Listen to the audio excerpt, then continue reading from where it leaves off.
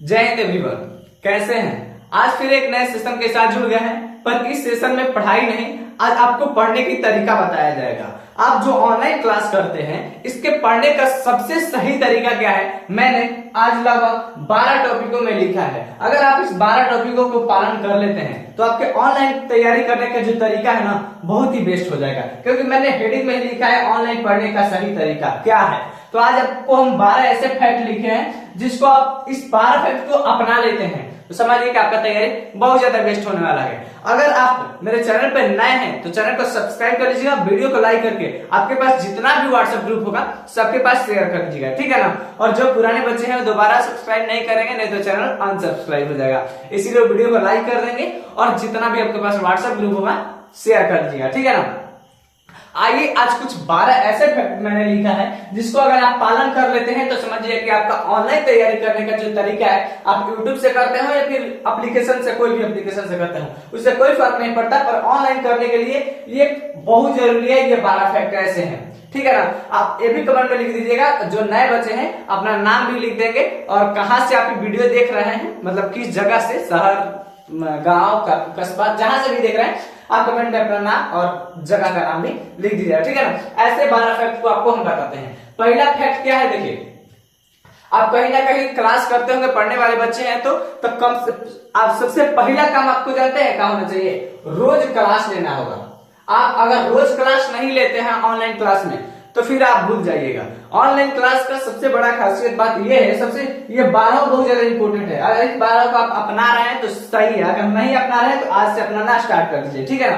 देखिए, अगर आप क्लास रोज नहीं करते, पहले ही मैंने लिखा है कि क्लास रोज करें। अगर आप क्लास रोज नहीं करते हैं तो आपको दिक्कत आएगी। अगर यदि क्लास रोज करिए तो फायदा होता है। आज का क्लास अगले क्लास में सुनना, अगर आप आज करिए 5-6 दिन के बाद फिर करिएगा ना तो फिर समझ में नहीं आएगा क्लास क्या टीचर लोग सीक्वेंस से पढ़ाते हैं, फिर समझ में नहीं आएगा। इसीलिए आज जो किए फिर काल करे, परसों करे, मतलब एक सीक्वेंस में पढ़ते जाइएगा ना तो बहुत ज्यादा बेस्ट तैयारी आपका हो सकता है। पहला टॉपिक मैंने यही लिखा है कि क्लास रोज करें, ठीक है ना। ज्यादा बड़ा वीडियो नहीं होगा, पर ये कम मिनट का वीडियो में आपको बहुत ज्यादा नॉलेज मिलने वाला है आपके तैयारी करने के लिए। देखिए, अगर आते हैं 2 नंबर में क्वेश्चन की, अपने सिलेबस का पता लगाएंगे। अगर आपको तैयारी करना है, आप शुरुआत किए हैं, शुरू में कोई भी एग्जाम का तैयारी आप करने जा रहे हैं, मान लीजिए बिहार बोर्ड की तैयारी कर रहे हैं या फिर और कोई कॉम्पिटिटिव एग्जाम का तैयारी कर रहे हैं, तो सबसे पहले आपको काम करना होगा, आपको अपने सिलेबस का पता लगाना होगा। अगर आप शुरू बार आए हैं तो आपके अंदर क्या क्या सिलेबस है। जैसे बिहार बोर्ड के हम लोग बच्चे हैं तो बिहार बोर्ड के बच्चे लोग पढ़ाते हैं, तो बिहार बोर्ड के बच्चे लोग क्या होना चाहिए, पहला सामाजिक विज्ञान से लेना है, एसएसटी से, फिर साइंस में भी लेना होगा, कितना साइंस में बुक आता है, कितना एसएसटी में बुक आता है, कौन हिंदी में बुक आता है, कौन मैथ में बुक है, और कौन हम लोग का संस्कृत का बुक है, कौन इंग्लिश का बुक है। अगर इस सब का आप सिलेबस का पता लगा दिए और सिलेबस का पता लगाकर सबसे पहले आप एक चार्ट बनाइएगा और चार्ट पे पूरा सिलेबस का मतलब बुक का नाम लिख लीजिएगा। जैसे हम लोग का क्या है, हिंदी 2 है, एक वर्डिका है, एक ई है, मेन हिंदी है, 2 हिंदी है, मैथ का तो एक ही है, संस्कृत का भी 2 है, एक ई वाला है, एक ट्यूशन का एक है, उसमें से क्वेश्चन बहुत ही नाम मात्रा के बराबर पूछता है, पर 2 है, ठीक है ना। अब एसएसटी में कौन है, हिस्ट्री है, ज्योग्राफी है, पॉलिटी है, इकोनॉमिक्स है और टेक्सटाइल मैनेजमेंट है। 5 है तो 5 है। फिर साइंस में हम लोग का क्या आता है, तो फिजिक्स आता है, केमिस्ट्री आता है और बायो आता है ना। अगर जो भी आपके एग्जाम में आता है सब्जेक्ट, अगर उसका आप चार्ट बना के आप जहां पढ़ते हैं वहां लगा दीजिएगा तो फायदा ये होता है ना कि आपको हमेशा माइंड में क्रिएट होता रहेगा, अरे यार हमने ये आज यही सब्जेक्ट पढ़ा, वो नहीं पढ़ा। इससे आपको माइंड को एक प्रेशर मिलता है अंदर से, हमने ये और मेरा सब्जेक्ट पीछे जा रहा है, ठीक है ना। सामने रहेगा, बुक तो रखा रहता है अलमारी पे, कोई देखने नहीं जाता है, पर सामने रहता है ना तो उसे पता चलता है, ठीक है ना। और हर सब्जेक्ट रोज पढ़ने का कोशिश करिएगा, क्योंकि ऐसा नहीं कि एक सब्जेक्ट आज पढ़ लिए, एक सब्जेक्ट कल, उससे घबरा जाता है। और रोज पढ़िएगा ना तो आपको एक सीक्वेंस बनते चलेगा, आज थोड़ा ही पढ़े पर रोज पढ़े हर सब्जेक्ट, ठीक है ना। अगला देखते हैं 3 नंबर का है। 3 नंबर का एक चैप्टर का नाम जरूर लिखें। चैप्टर का नाम इसलिए लिखें ना कि आप किताब तो रखा रहता है बुक अलमारी में, कोई उसको छूने नहीं जाता है, पर अगर चैप्टर का नाम लीजिए, जैसे आप कोई फिजिक्स का ही चैप्टर ले लीजिए, तो फिजिक्स में 5-6 चैप्टर है, तो अगर 5-6 चैप्टर का आप नाम लिखकर और अपने आगे साट दिए हैं, जितना भी आपके पास है, फिजिक्स साइंस में आ जाइए, साइंस का बैकग्राउंड बनाइए एक पेज पर, साइंस में फिजिक्स का लिखिए 5 गो, फिर केमिस्ट्री का लिखिए जितना 5-6 गो, फिर बायोलॉजी का लिखिए 5-6 गो, जितना भी है पूरा लिखिए, जितना भी एसएसटी में पूरा लिखिए, हिंदी में जितना है पूरा लिखिए, मैथ में जितना है पूरा लिखिए, संस्कृत में जितना है पूरा लिखिए। लिखने से फायदा ये होगा कि आप जब पढ़ने जाइएगा साइंस में, तो साइंस में इसे पता चलेगा कि कमांड हमको किस किस चैप्टर का हो गया। आज पहले चैप्टर आप लोग का है प्रकाश का परावर्तन, तो प्रकाश के परावर्तन को पता चल रहा है प्रकाश के परावर्तन क्या अपवर्तन है, फिर मानव नेत्र है, उसके बाद विद्युत धारा है। तो अब याद रहेगा ना कि ये मेरा चैप्टर खत्म हो गया, तो पता नहीं चलेगा कि कहां से मेरा चैप्टर खत्म हुआ, हम क्या क्या तैयारी की है, ठीक है ना। तो इसीलिए चैप्टर का नाम लिखकर आपने आगे सढ़ना बहुत जरूरी है।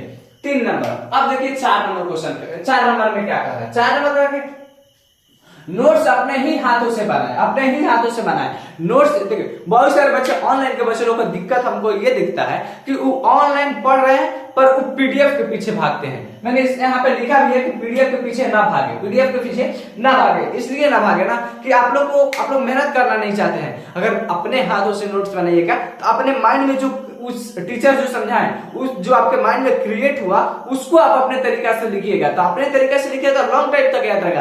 पर पीडीएफ में क्या, अभी पीडीएफ आप पढ़ लिए, ऑनलाइन पढ़ लिए, उसके बाद पीडीएफ आपको मिलेगा।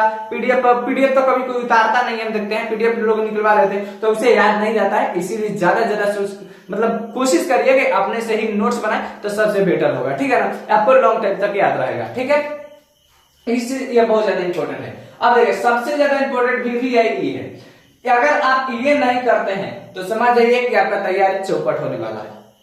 अगर आप ये 5 नंबर वाला जो है बैक डे का रिवीजन जरूर करें। अगर आप समझिए कल का जो पढ़ाई होगा और आज क्लास करने वाले हैं तो आपका क्लास मान जाइए 10 बजे से स्टार्ट होने वाला है ऑनलाइन में, 10 बजे से लेकर उधर 4 बजे तक चलता है जब भी इतना। तो 10 बजे से लेकर जो 4 बजे हुआ, 4 बजे जो खत्म हुआ, तो ये जो इतना टाइम पीरियड में पढ़ाई हुआ, ये जो कल हो जाएगा, ये कल का रिवीजन जरूर कर लेना चाहिए। अगर आप रिवीजन करके नहीं आते हैं तो आपके समझ में ही नहीं आएगा। 1-2 दिन के बाद आप पीछे वाला चीज भूल जाइएगा। और कैसे पढ़ाई करने का सबसे अच्छा तरीका है कि रिलेट करना से एक दूसरे से, कहा कैसे घटना हुआ है, ठीक है ना। आप खासकर एसएसटी का क्वेश्चन एसएसटी पढ़ते हैं तो बहुत ज्यादा जरूरी होता है इस चीज को रिलेट करना कि ये युद्ध यहाँ हुआ, ऐसे हुआ, ये आदमी यहाँ आंदोलन किया, ठीक है ना। तो पहले वाला जो बैक डे होता है उसका रिवीजन करना बहुत जरूरी होता है। इसलिए आप रिवीजन करके क्लास में आने का कोशिश करिएगा, ठीक है ना। ये 5 नंबर है। अब देखिए अगर आप देखते हैं बच्चे लोग को, बहुत सारे बच्चे लोग को देखते हैं कि क्लास तो करते हैं पर उन लोगों को क्लास समझ नहीं आता कि कितना क्लास करें। कभी क्लास बैठते हैं तो 2-1 घंटा कभी छोड़ देते हैं, और कभी आतु में आए तो पूरा दिन भर क्लासे कर रहे हैं, फिर वैसे घबरा जाता है। आप जितना भी क्लास चलता है, हमको लगता है मिनिमम 6 घंटा का क्लास चलता है, 5 से 6 घंटा हर जैसे हर मैथ का लेना रहता है, हिस्ट्री का लेना रहता है, मतलब एसएसटी का, साइंस का, इधर संस्कृत, हिंदी का, सबका लेना रहता है। लगभग मिनिमम 6 घंटा लग ही जाता है, क्योंकि 1 घंटा 15 मिनट सब में चलता है, ठीक है ना क्लास। तो लगभग 6 घंटा क्लास चल जाता है। तो ऑनलाइन ज्यादा से ज्यादा क्लास ना ले, लेकिन तो अब एक दिन आए हैं पूरा फॉरम में पूरा क्लास ले लिए, दिन भर तक कपार दर्द करेगा, आंख दर्द करेगा, पूरा दर्द करने लगा, फिर उसका अगला दिन 2 दिन तक आप पढ़ नहीं करिएगा, तो फिर ऐसे घबरा जाएगा। आप कम से कम रोज के अब लेना पड़ेगा आपको 6 घंटा ऑनलाइन क्लास। अगर ऑनलाइन क्लास ज्यादा ले लीजिए ना तो आंखों में दर्द करने लगेगा, इसलिए 6 घंटा, क्योंकि लाइट आता है ना अंदर से, तो 6 घंटा क्लास रहेगा। अब तो भी बहुत ज्यादा दिक्कत हो गया, जो डिजिटल बोर्ड आ गया है, डिजिटल बोर्ड से भी लाइट आता है, मोबाइल से भी लाइट आता है, तो आपका आंख में ज्यादा इस प्रभाव देता है। ऐसा नहीं है कि मेरा ये बोर्ड है तो हम आपका आतु कर रहे हैं, वो अच्छा बोर्ड है, कोई दिक्कत नहीं है, उससे बेस्ट तैयारी होता है, क्योंकि उसमें समझाना बहुत ही आसान होता है। हम लोग के पास अभी नहीं है तो हम बता रहे हैं, पर उससे थोड़ी सी ज्यादा लाइट आता है ना, तो अभी आपको बहुत जरूरी है 6 घंटा क्लास लेने का, ठीक है ना। ज्यादा क्लास नहीं, 6 घंटा क्लास लीजिएगा जितना भी हो, ठीक है। अब देखिए ये भी बहुत ज्यादा इंपॉर्टेंट है। अगर आप ये भी नहीं करते हैं तो आपको पता ही नहीं चलेगा कि मेरा तैयारी कितना हुआ। अगर आप इसको नहीं करते हैं तो आपको पता नहीं चलेगा कि कितना। 7 नंबर का अगर मॉक टेस्ट लगाए, अगर आप मॉक टेस्ट नहीं लगाते हैं, मॉक टेस्ट का मतलब हुआ टेस्ट लगाना, जो क्लास में टेस्ट लगवाया जाता है उसको लगाना नहीं भूलिएगा। अगर नहीं लगाते हैं तो आपको पता ही नहीं चलेगा कि मेरा रिवीजन मेरा तैयारी कैसा हुआ है। मान लीजिए हमको लग रहा है कि मेरा पहला चैप्टर ठीक है, दूसरा चैप्टर साइंस मेरा बेस्ट है, एसएसटी भी बेस्ट है, मैथ भी बेस्ट है, और हिंदी भी बेस्ट है, संस्कृत भी बेस्ट है, और पता चला कि जब टेस्ट होने लगा कुछ पता ही नहीं चला, एग्जाम में बैठे हमको कुछ सॉरी आपको एग्जाम में पता ही नहीं चला है। अगर आप मॉक टेस्ट दीजिएगा ना, इससे लेवल पता चलता है। एग्जामिनर जो हम जिसकी तैयारी कर रहे हैं उसका लेवल कैसा रखा है। मॉक टेस्ट लगाने से फायदा ये होता है। मॉक टेस्ट से और सारा फायदा होता है कि आपके इससे क्वेश्चन बैंक का ही क्वेश्चन इसमें रहता है, और करेंट का भी क्वेश्चन जिस लेवल का पूछता है तो टीचर उसी लेवल का बना बना के पढ़ाते हैं। तो मॉक टेस्ट भी बहुत ज्यादा जरूरी है, ठीक है ना। मॉक टेस्ट लगाना नहीं भूलिएगा। अब देखिए, आप क्लास में जाते हैं, ऑफलाइन क्लास में 8 नंबर समझाने वाले हैं। ऑफलाइन क्लास में जाते हैं तो क्या होता है, बहुत सारे लड़का लोग हैं, लड़की लोग हैं, बैठी रहती हैं, भाई बहन बैठे रहते हैं, तो तैयारी करते हैं बैठ के उसमें, तो आप कुछ हाला भी होता रहता है। ऑफलाइन में ऐसा देखने को मिलता है, ऑनलाइन में तो नहीं। ऑफलाइन में देखने को मिलता है हाला होता है, तो हाला होता है तो आप बगल में ही बैठे रहते हैं, तो कुछ जगह समझ नहीं है ना, तब तुरंत टीचर से बोल भी दीजिए सर वहां नहीं समझ में आया, ठीक है। पर ऑनलाइन में इतना जल्दी सुनना इम्पॉसिबल होता है, क्योंकि आप कमेंट करिएगा, सर कमेंट पढ़ पाएंगे कि नहीं पढ़ पाएंगे, क्योंकि कमेंट इतना तेजी से चलता है ना, सब लोग नहीं पढ़ पाते हैं। टीचर लोग को रोक रोक कर पढ़ना पड़ता है, ठीक है ना। तो पढ़ाएंगे कि आपका कमेंट देखेंगे, इसीलिए तो ऑफलाइन में क्या होता है कि थोड़ा बहुत हालो होता है तो कोई दिक्कत नहीं होता। और ऑनलाइन में ना आप हाला वाले जगह पर नहीं पढ़ पाएंगे, क्योंकि वहां पे पूरा ध्यान देना पड़ता है। और ऑफलाइन में थोड़ा बहुत आदमी इधर उधर की बात कर रहा है, पर ऑनलाइन में नहीं। ऑनलाइन में तो सीरियस रहना पड़ता है। तो ऑनलाइन में जब सीरियस पढ़ाता है तो बच्चा को भी सीरियस रहना बहुत जरूरी है। देखिए, अगर आप शांत वातावरण में नहीं रहते हैं, तो शांत वातावरण में नहीं रहिएगा तो आपको परेशानी होगा, ऑनलाइन वाले बच्चों को। इसीलिए हमेशा करिएगा कि शांत वातावरण में पढ़ने की कोशिश करें, ठीक है ना। अगला देखते हैं 9 नंबर। 9 नंबर क्या करें, साधना करें। इस साधना जो मेडिटेशन है बहुत जरूरी है। आप अगर 10th क्लास में ना, तो अगर पहले से भी कर रहे हैं तो ठीक है, नहीं तो आज से स्टार्ट कर दीजिए साधना करना, मतलब मेडिटेशन करना। अगर मेडिटेशन नहीं करते, मेडिटेशन करने से बहुत सारे फायदे हैं। आप यूट्यूब पे सर्च कर लीजिए कि कितना फायदा है, आपको बताया नहीं जा सकता। और आप अनादिकाल से लेकर आज तक मेडिटेशन के पीछे लोग जोड़ देते आ रहे हैं, आप इसका जरूर करिएगा, ठीक है ना। आप इसका नहीं कर रहे हैं तो क्या होता है ना कि आप, पहला तो मेडिटेशन से फायदा होता है कि माइंड बढ़ता है, माइंड जो होता है शार्प होता है। आप मेडिटेशन पे बैठे हैं, आपका जितना भी क्लास हुआ है और जितना भी आप क्वेश्चन रटे हैं, आप चाह सकते हैं ना तो उसको मतलब रिवर्स कर सकते हैं मेडिटेशन के द्वारा, ठीक है ना। तो इसका बहुत जरूरी है, साधना करना चाहिए। जैसे भी आपको लगता है आप परीक्षा, और हमको लगता है कि भोर में जो 4 बजे का टाइम होता है उस समय करने का प्रयास ज्यादा करना चाहिए। और ये सब एक्सरसाइज करना बहुत जरूरी है, ठीक है ना, साधना करना। अब देखिए 10 नंबर दिख रहा है ना, 10 नंबर दिख रहा है, टॉपिक का नाम लिखें। देखिए बच्चा लोग तो, अच्छा एग्जाम कितना 1 साल का होता है आप लोग का, 12 मंथ का। 12 मंथ का तैयारी करिएगा तभी ना एग्जाम लेगा।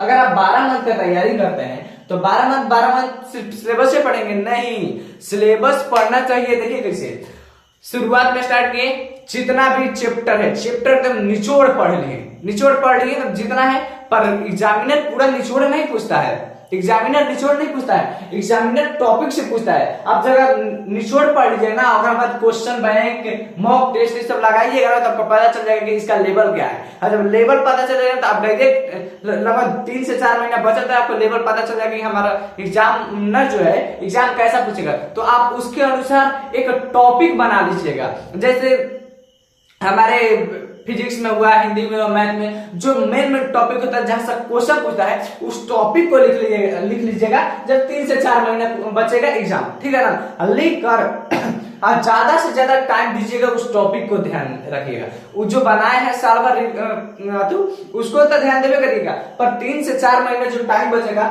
वो टॉपिक पे बहुत ज्यादा ध्यान दीजिएगा, क्योंकि टॉपिक ही लड़का लोग को टॉपर बनाएगा, ठीक है ना।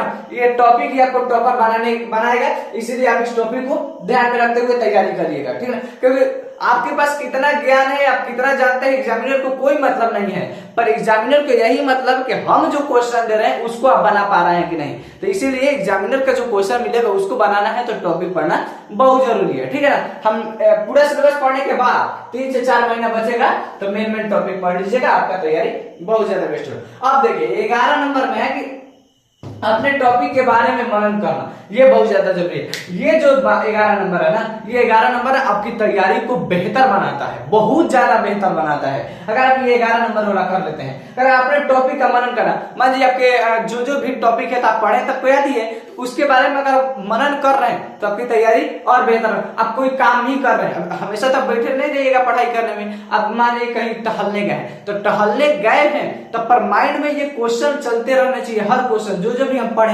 ये सब माइंड में चलते रहना चाहिए। तो ये इसी को बोलते हैं मनन करना। अपने मन में ही क्वेश्चन को रिवीजन करते रहना, ये बहुत ज्यादा जरूरी होता है, ठीक है ना। तो आप अपने टॉपिक का मनन करते रहिएगा हमेशा, तब आपकी तैयारी और ज्यादा बेहतर होने वाला है। आप मनन करने से फायदा ये तो आप भूलिएगा नहीं, कभी भूलिएगा नहीं, ठीक है ना।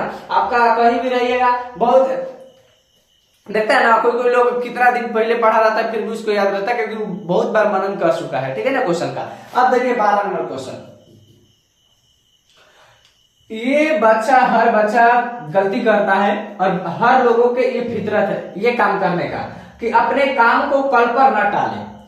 क्या लगता है ना कि चलो अरे आज नहीं रिवीजन करेंगे, कल करेंगे, कल नहीं परसों करेंगे, संडे को करेंगे, ऐसा ऐसा बना रहता है, माइंड में क्रिएट होता है। तो अपने काम को कल पर न टालें। इसके लिए हम तो करेंगे कि आप कभी भी अपने काम जो है, जो प्रेजेंट में आया लगा कि नहीं हमको कल आज वाला क्लास करना है तो कल वाला रिवीजन करना है, तो करना है। अगर आप नहीं कर रहे हैं तो फिर मूर्खता वाली बात है, इसलिए आपको कल वाला रिवीजन करना होगा। मतलब अपने काम को कल पे नहीं टालिएगा, मतलब फिर घबरा जाएगा। कहता है ना कि कल करे सो आज करे, आज करे सो अभी, ठीक है ना। तो इसीलिए कल पे नहीं टालने का कोशिश करिएगा, ठीक है। और ये 12 फैक्ट मैंने जो बताया ये ऑनलाइन पढ़ने का सबसे बेस्ट तरीका है। ये सबसे बेस्ट तरीका अगर आप इस 12 का अपने जीवन में अपना रहे हैं, ऑनलाइन करने वाले बच्चे तैयारी, अब तक बोल रहा है कि ज्यादा से ज्यादा बच्चे ऑनलाइन ही तैयारी कर रहे हैं। तो अगर आप इस चीज को अपना रहे हैं तो समझिए कि आपका तैयारी बेस्ट होगा। अगर आप नहीं अपना रहे हैं तो उतना बेस्ट नहीं होगा। इसीलिए ये 12 को अपनाना बहुत जरूरी है, ठीक है ना। और बताइए इसके बारे में जो मैंने बताया ये क्या समझ में आया, ये 12 टॉपिक समझ में आया? अगर समझ में आया होगा तो कमेंट में जरूर लिखिएगा। आपको ये जो वीडियो है कैसा लगा, ये 12 टॉपिक आपको कैसा लगा ये भी कमेंट में लिखिएगा। और जो नए बच्चे हैं अपना नाम लिख देंगे और कहाँ से वीडियो देख रहे हैं भी लिख देंगे। और आप लोग को इस चैनल पे आए हैं तो इसको 1000 सब्सक्राइबर पहुंचाना है। 1000 सब्सक्राइबर पहुंचा दिएगा तो आपको हम फ्री में पीडीएफ देंगे। फ्री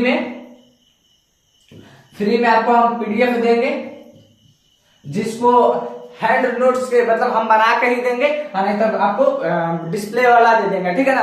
तो आप जैसे भी लेकर आप नोट्स बना सकते हैं, नहीं तो आप खुद से बनाएंगे तो और बेटर होगा। अगर आप चाहते हैं फ्री में पीडीएफ और हैंड्स नोट्स तो आपको मिल जाएगा, ठीक है ना। आपको नंबर दे दे रहे हैं 7372 0029 90। ये व्हाट्सएप नंबर है हमारे चैनल का। अगर आपको चाहिए फ्री में पीडीएफ तो आप इस नंबर पे हाई कर दीजिएगा, व्हाट्सएप नंबर है, आपको मिल जाएगा। पर कब 1000 सब्सक्राइबर पहुंचा दीजिएगा तब आपको देंगे, ठीक है ना। तो आपके पास जितना भी ग्रुप होगा सबके पास शेयर कर दीजिएगा, ठीक है ना।